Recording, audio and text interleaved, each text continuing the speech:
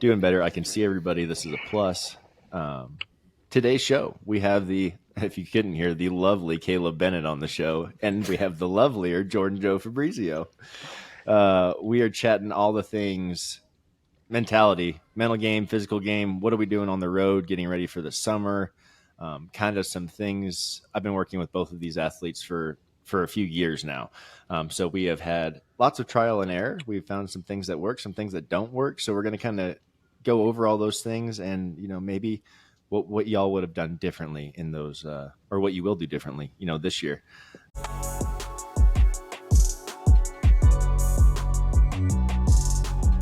Starting it off, how's everyone feeling? You guys Bennett's been on a little downtime. Jordan, you just moved. You guys have been going. We'll let Jordan start. Why don't you just fill us in, kind of like everything that's been going on? So it's been pretty crazy this last month. We finished up the winter run, and then my husband and I made a huge change, and he retired from coaching. I think he coached like a combination of 20 years as a rodeo coach, and we decided that we're going to start a new chapter. So we are doing all things rodeo, and he's my full-time manager now, so we'll see how that goes. But yeah, so we moved to Springtown, Texas full-time, and we've just kind of been regrouping. I didn't go to the California run because I felt like I was herding cats. So yeah, we got all that stuff taken care of, and I officially got moved May 1st, and my stuff is still in boxes, and I'm just walking around those trails, and I think I'll unpack it in September. So yeah, it's been good. And that sounds about right. That sounds about right. Yeah. I can relate to the whole packing thing. We're packing our whole house right now. I'm currently doing like not even a room a day, like a half a room a day, because I realize the way that I do things, if I do it, I'll be all packed up and we'll still have 2 weeks here and I won't have anything to get to use. So I'm trying to really, really pace it on the packing thing.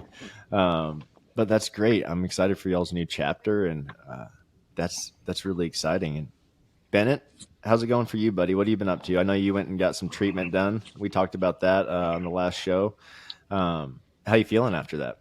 Really good. Yeah, I went and didn't have the greatest winter run, so kind of had to regroup, come home, get healthy, take care of my body. I feel really good ever since the trip to Tijuana, and just been busier than crap trying to get this place ready before I leave. Anybody that travels as much as we all do, like freaking, if you don't get ahead of the yard work and the ground and everything, it's going to come back and be a mess. But it's been really good. I feel really good. Fixing on hitting the road tomorrow. I'm going to go to Reading and then up to Cloverdale and kind of start kicking my little summer run off. And I'm excited. Yeah. Heck yeah, dude. What'd you learn from this winter? Like, what do you said it didn't go very well, and I think we chatted a few times throughout that, and at the end you came out, you had a pretty good idea of what was going on. So were you fighting equipment? Were you fighting your body? What was going on? We always tend to blame either a horse or equipment, right? And ultimately, I think when I sat down and realized kind of what was going on, it was more just me. I wasn't feeling good. I wasn't healthy. I just didn't feel myself. I didn't have the energy, didn't have the strength, and kind of had some health issues going on there. So I think one of the biggest things I learned is, like, I tried to push through that. I tried to just go to those big winter rodeos, push through that. And when you're riding against the top guys in the world, against the top stock at those big rodeos, you got to be 100%. And looking back on that, I was not 100%. I'd have been better off to stay home for them few months, save my time, my money, and get everything right, and probably would have come back and felt better in April instead of trying to grind through January, February, March. But, lessons learned, and that's the thing about life. You're going to continue to learn. The time you don't, I guess you better hang it up. Yeah, right. No, that's cool to hear, man. I mean, you've made 10 NFRs, and to still be learning things, still be dialing it in and saying, I could do things differently and be that much better.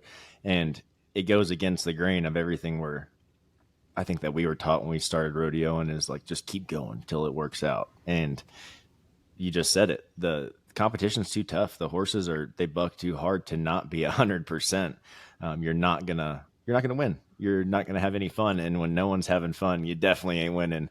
And I think that just repeats it. That shows itself every time, no matter what event. If you're not having a good time and confident, it sucks. Yeah. And so to see, and to hear you say, like, I would have been better off just chilling till April and not trying to just run my head through the wall.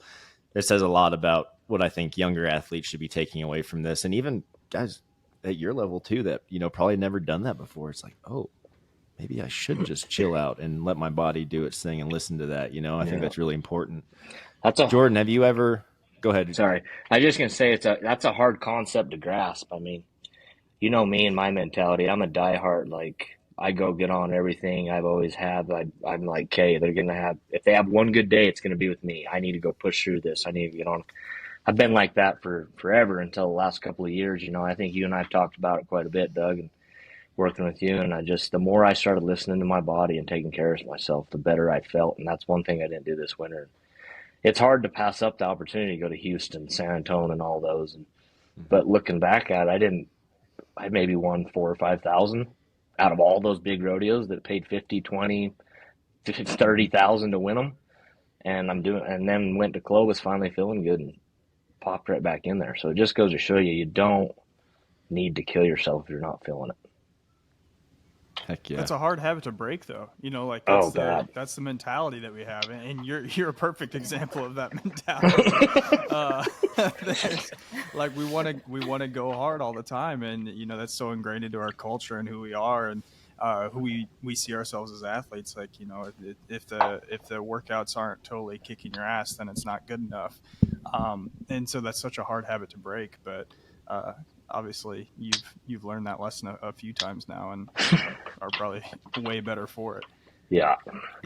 If you don't feel good when you leave this podcast, we're here to make you feel better. Yeah. Well, and I just want to touch on that. I think that's one of the biggest things I've learned as being a rodeo athlete in the past 3 years.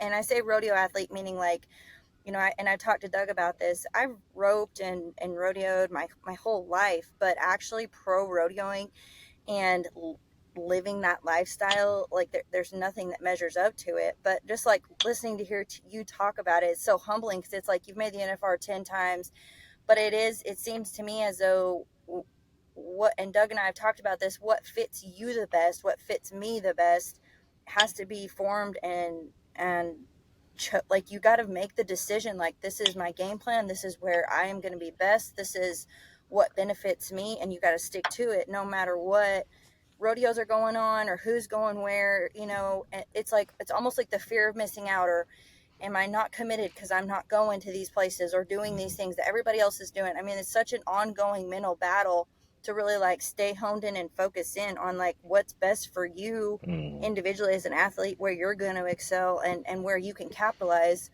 Like you said, it didn't matter when you were there because you weren't there, physically, mentally, whatever it was. It really didn't matter that you went, you just went. And that's a terrible feeling, or at least for me as an athlete. It's okay, I went all these places, but it's I wasn't there. I didn't show up. And so it's why did you even, I think you can get resentful going back instead of just being this is my game plan. This is what I'm doing. I'm going to stick to it and I'm going to go with it. Yeah, that's really, really important, I think. And you guys are, your battles are totally different, which is funny. And because you're both so intense, such intense people, but it comes out in way different ways. So, we have Caleb who perpetually used to work way too hard. He will do anything to win, and that includes even when he's hurt and knowing he's hurt, he's going to go strap one because this is his day. He's going to make it happen, right?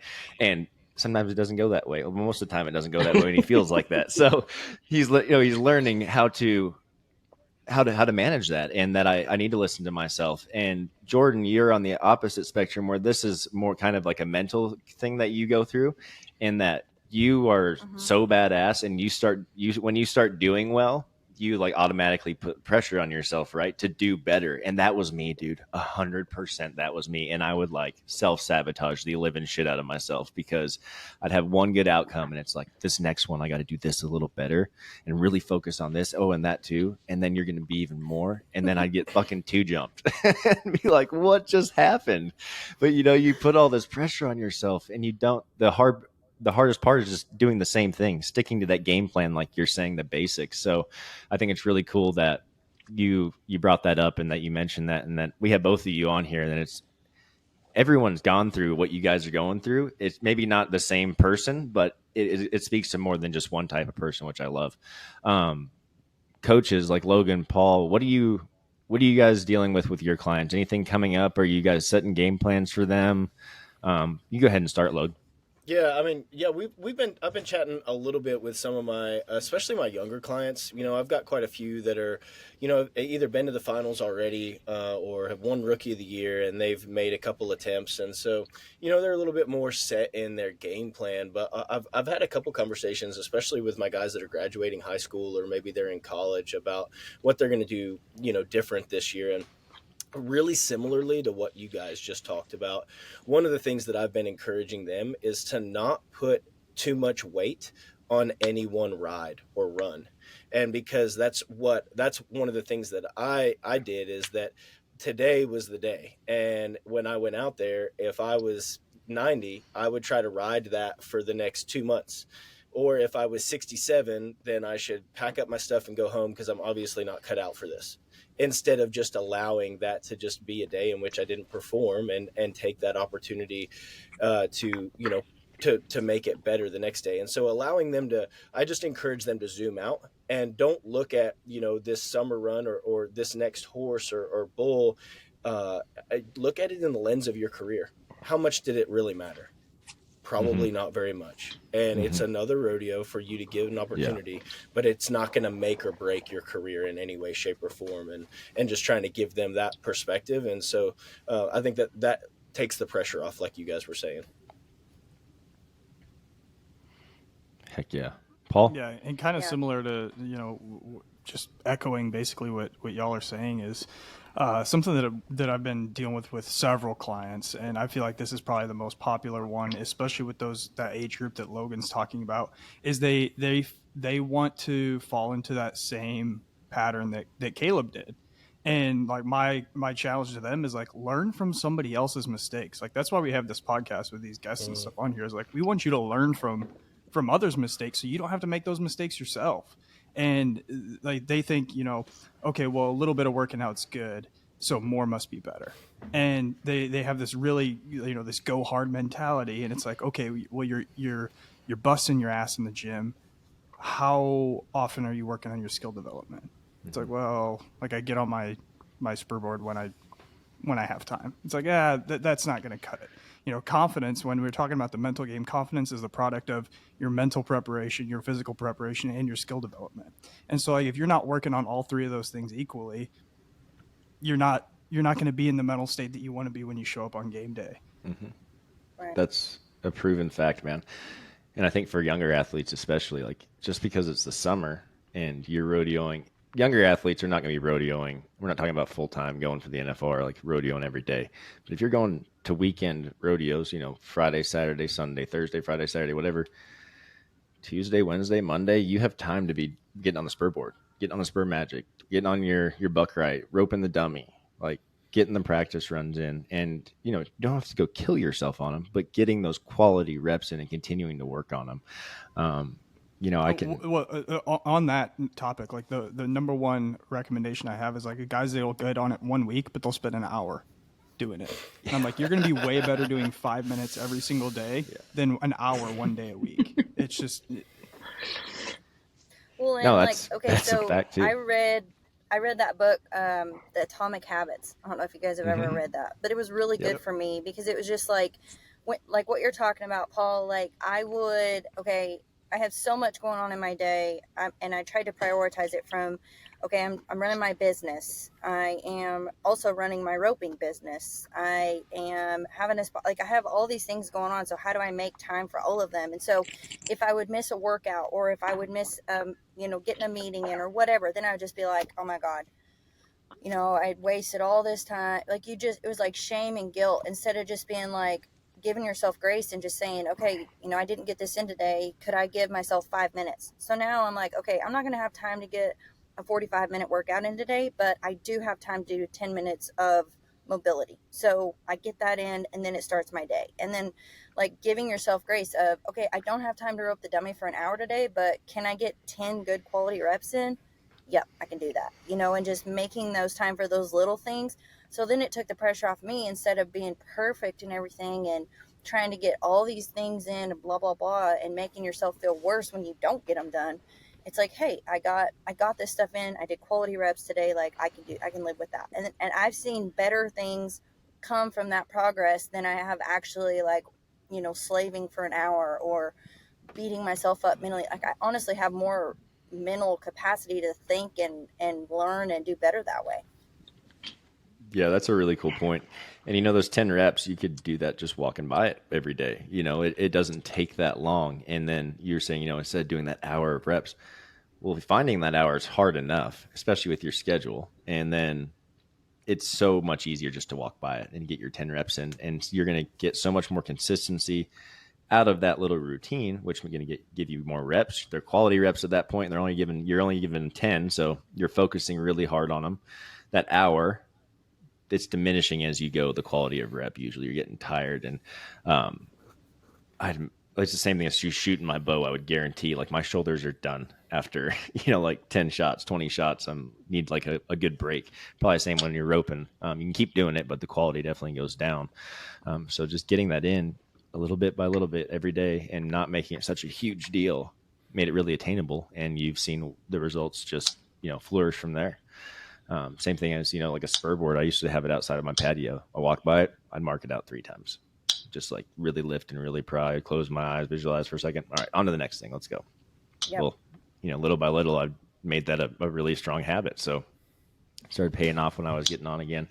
What do you work on, Bennett? You still to stay like tuned up in mid-season? You're getting on a shitload of horses. So. Yeah, really, it depends. If things are going good, then I just stay focused and feed off of each good ride mentally. If things aren't, then that comes back to a regroups. You got to break it down. Okay, is it my equipment? When was the last time I switched riggings? When was the last time I switched gloves? Is it me? Is it the horses I'm drawing? Because, we got fingers and ways to point at fingers at everything, but each one of those variables kind of comes into play with your performance, throughout the summer. And knowing when it's equipment or horses or yourself, that's what gets hard, because that's what can mentally just mess with you and get you all worked up, and then it all goes to hell in a handbasket. But no, kind of on that topic, with the spur board, that's one thing. When I'm home, I have to go around it to even get to like my dumbbells or kettlebells or anything in the gym. So like there's been days like I've been trying to incorporate it in my warm-ups, maybe at the end of a workout, and I'll be like, maybe not today, and I'll walk past it, and then halfway through my warm-up, because it's just right there in my face, I'm like, okay, I gotta do this. so like putting those, your spur boards or your rope where it's, within arm's reach when you're always going to go into that room or always going to do that thing outside or whatever it be, it's just going to sit there. It's like tying a string on your finger to remind you about something, like it just nagging at you. It's like, okay, if you don't do this, you're going to feel like crap. So just get on it. 5 minutes, whatever, 2 minutes, Mm-hmm. So, but that's kind of my main deal. That's kind of where I stay focused with. And really for the summer on, the main thing for me is staying mentally and physically strong, eating right, taking care of myself, making sure I get, them pretty much those light body weight band workouts we do all summer long in season, and that added mobility. Like I try not to miss a day, because when I do, I feel it. And then I feel it mentally. you know. So like it has a double effect in my opinion. And I think staying on top of your nutrition, the way your body feels, only helps with the mental side of it. And then if you're riding and doing your job right, just feed off of that. Like I've always just run those good rides through my head time and time again. One goes bad, I've always just smiled and been like, okay, today wasn't my day. Tomorrow I'm gonna pick right back up where I left off, and that's winning. Mm-hmm. Yep. And that's the kind of stuff you just got to repetitively run through your head, because you're gonna have bad ones. But even guys get on a roll, and even when they get on a roll, they have a bad one. Like it just happens. It's rodeo. Move on to the next one. So, question for you guys, and this is probably a girl thing because I don't. My husband, when I ask him this, he's just like, "What?" You know. Okay, so when you do good, and like you guys are talking about those wins, and you're building off those wins, I tend to want to be like, okay, yeah, I won, but I could have done this and I could have done that. Like, I feel sometimes like you get into this striving perspective, and instead of being able to celebrate the win, leave it there and build off of it, I tend to want to pick it apart and try to keep doing something better.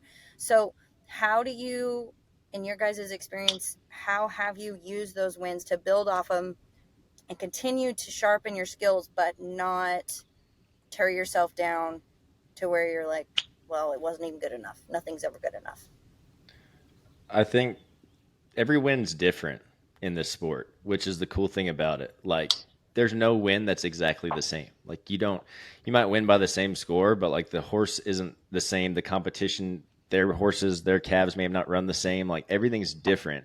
And what it comes back to, and this is for me, and I haven't won any huge rodeos, but I've seen a lot of success in it in CrossFit and things like that. But just, I say this to both of you all the time, but like, you just keep those basics, perfecting the basics, because the basics are what get you through no matter what that animal does, no matter what the event is. I'm going to go back to bareback riding. If you're lifting on your rigging, setting your feet and tucking your chin, it really doesn't matter what that horse does. You're going to spur them well. And on that day, if you matched up and the other guys didn't, you're going to win. And it may not have been the best matchup. Dude, how many times, Bennett, you've been on and you get off, you're like, that felt so shitty. I'm about to be like 50 points. And they'll be like 87. And you're like, yeah, what? You just like, oh, all right, I'll take it. Go on. Yeah, but like, because you're doing the basics perfect, and sometimes they just feel like shit. And sometimes I'm sure you rope one, and you're like, "Whew, that wasn't what happened." You're like, "Oh, I won second, or I won first." Like that, cool. Yeah. And the whole pin might have been like that, and I think that's the hardest part is you on that aspect of like. I think it's so normal for anybody that wins to want to do better and think that they have to continue to do more, when really the hardest part is doing the same things better and doing those basics things better and continuing to do the work you're already doing. Nothing changes. Just keep working. Because there is a point where you just can't do more.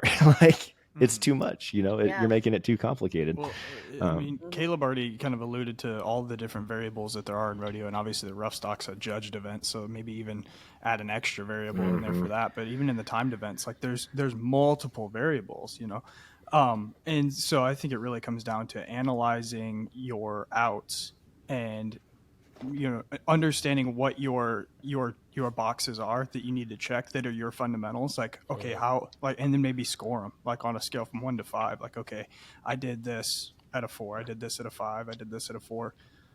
Okay, like, that was a good run. Like, I did what I could with the environment that I was given. And if you're on the low end of some of those fundamentals, like you did not perform them to the way that you wanted to, then yeah, maybe there is room for improvement.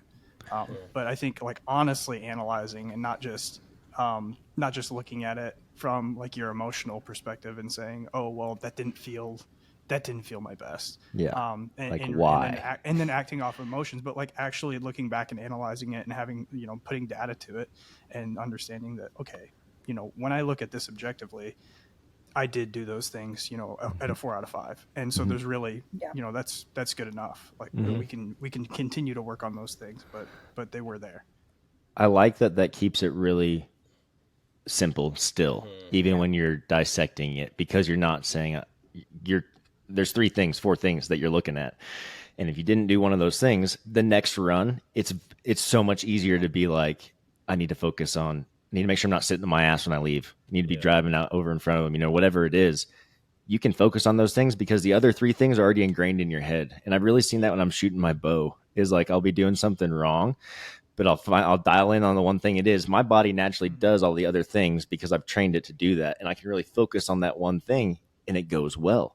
But in the beginning, it didn't work like that because I wasn't like it was, hope in one hand, shit in the other. It was kind of it didn't work. Well, when we're explaining an exercise to somebody, if you give them all of the cues for that specific exercise, they're not going to do it right. They're trying to think about too many different things. But if you can watch them do one, set of whatever reps, you see the one main thing that they need to work on, and you give them that one cue, that next set's going to look 100 times better.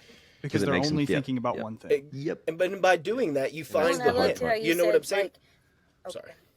No, I just it's not always a winning of the actually like coming out on top of the leaderboard. You're always looking for the win, and if you can check those boxes like you guys have talked about, then it's a win.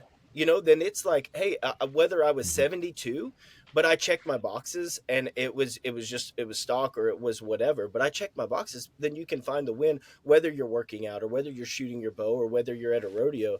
3 to 4 things, check those boxes every time and find that win. And that helps keep your confidence high, even when the stock isn't maybe allowing you to actually place first. Go ahead, Joe. And I love how just like all of you guys, just listening to your perspectives, Paul, you nailed it on the head. Like, and I'm probably going to get shot for this, but as a woman or just me as a competitor, I'll just say just me, learning how not to compete emotionally has been hard for me. And it's been hard because you put the work and effort into it, but I've had to learn and try to train my perspective. Like, just like you guys said, take your emotions and put them over here and then just analyze your run, and just break it down and talk about the basics perfect and all those things. And that helps tremendously. And then just talking to you guys about it, it's like, oh yeah, okay. Can I break down my run that way? Can I break down, all those individual things? Yeah. And then I can talk about it. But when you're original or like first initially, it's like, I want to respond emotionally. And then that just like completely has not worked for me and my confidence at all in the past. Like if you want to poop can your confidence, react emotionally. Yeah, it's guaranteed not going to work. Yeah, it is. We're all emotional creatures, so the number one place we go is straight to emotion, right? But bottom line is there are things like Paul said, there's a checklist you can make. There are tangible things you can look at that make it a good or a bad run or ride. So when you're walking out of the arena, like it is what it is. Let's go look at the tangibles here and take away from it what we can and move on to the next one. And a lot of times you look back and it's not nearly as bad as you thought it was. And a lot of times you did check all the boxes, and it is just one of those circumstances that's just rodeo. Just is what it is. We got to move on to the next one. If you can keep it that simple, I think you start winning a lot more and start having a lot more fun because the pressure goes down and the fun goes up, which is what we're looking for here. What do you guys thoughts? You guys have any different game plans than previous years going into this run? Have you thought about that yet? Just kind of going with the wind, or what are you guys feeling? Go ahead, Jordan. We'll let you start.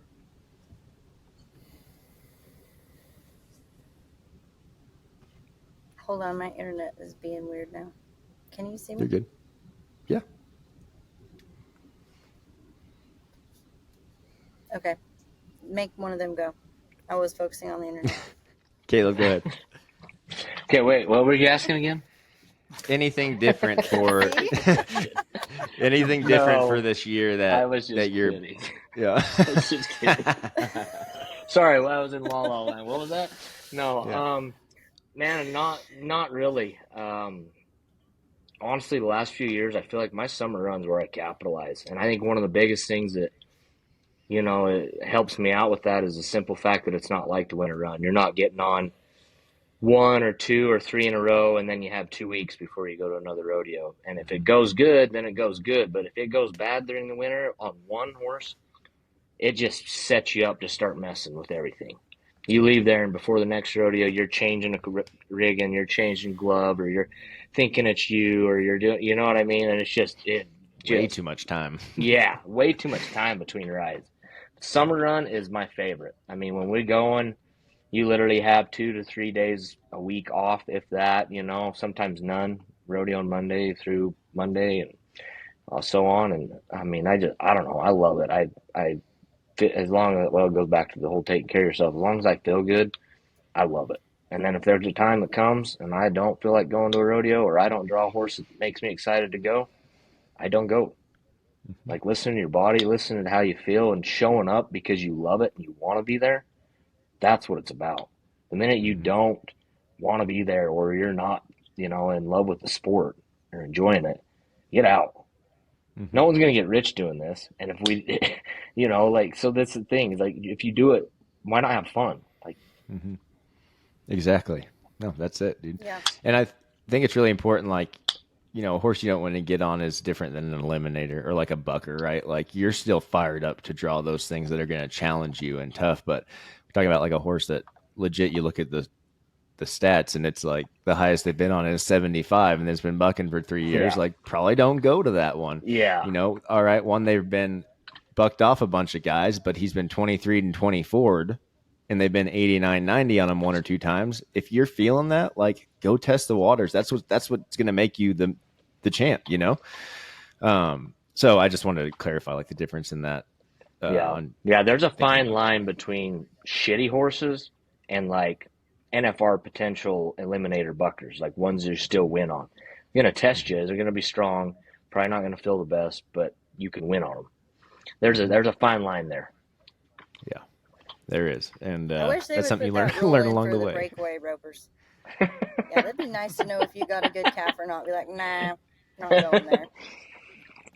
There'd be too many of y'all not showing up. Yeah, there'd be like 3 of us show up. Yeah. See, they're begging bareback riders to come to the rodeo. You guys have just overrun the rodeo. So yeah, they have to limit the breakaway now because we just continue to come. Hey, I love Where is it. everybody coming from? I love it. I think it's going to be huge for rodeo. I think breakaway is going to be giant just to see the growth alone and what it's done just so far.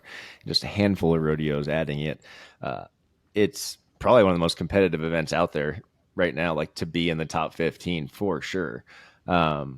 Hardest event, I'd say, it's probably one of the hardest events to make the finals in right now.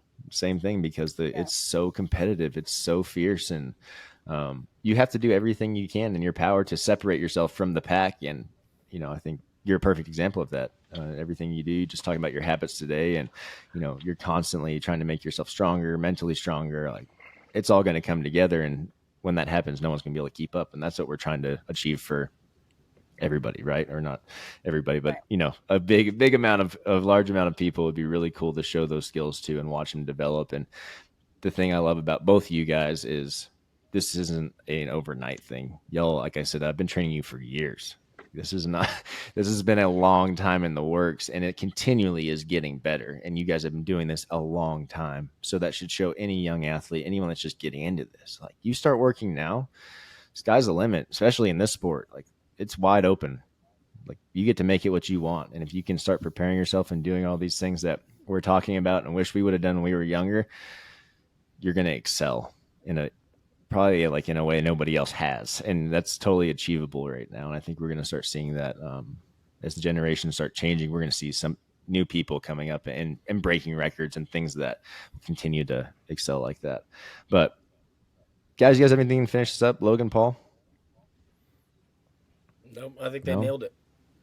Yeah, I think this was awesome. I hope anyone listening, if you want to be a professional rodeo athlete, I hope you had the notebooks out for this one and took some notes. If you guys have questions, like, shoot us a DM. I'm sure both of these people I know would be more than happy to answer any questions that you have. If you're wanting to get into breakaway roping, if you want to be a bareback rider, they can both. And please make sure that you ask Jordon about the breakaway roping and Caleb about the bareback riding, or else things could get really confusing.